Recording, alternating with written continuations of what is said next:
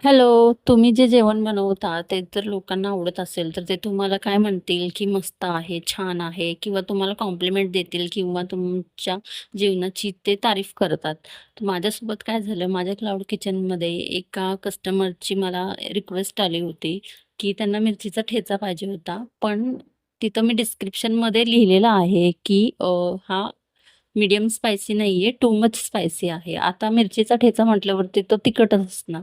तर डिस्क्रिप्शनमध्ये दिलेलं असतं त्या पदार्थाबद्दल सगळं लिहून दिलेलं असतं. तरी पण ते कस्टमरने मला रिक्वेस्ट केली होती, कुकिंग रिक्वेस्ट, की मिरचीचा ठेचा करा, पण तो स्पायसी नकोय. तर मग मी त्याच्यासाठी जेव्हा मिरचीचा ठेचा बनवला त्याच्यामध्ये मी शेंगदाणे जास्त ॲड केले होते, की त्याच्यामुळे ठेचा आपला जो आहे तो कमी तिखट लागतो. तर मी ठेचा वगैरे बनवला, पॅक वगैरे करून ऑर्डर त्या कस्टमरपर्यंत पोहोचली. तरीसुद्धा त्यांनी मला रिव्ह्यू दिलाय, की टू मच स्पायसी. तर मग आता अशा कस्टमरला काय बोलायचं? आता तुम्ही ठेचा ऑर्डर केलाय आणि ठेचा हा स्पायसीच असतो.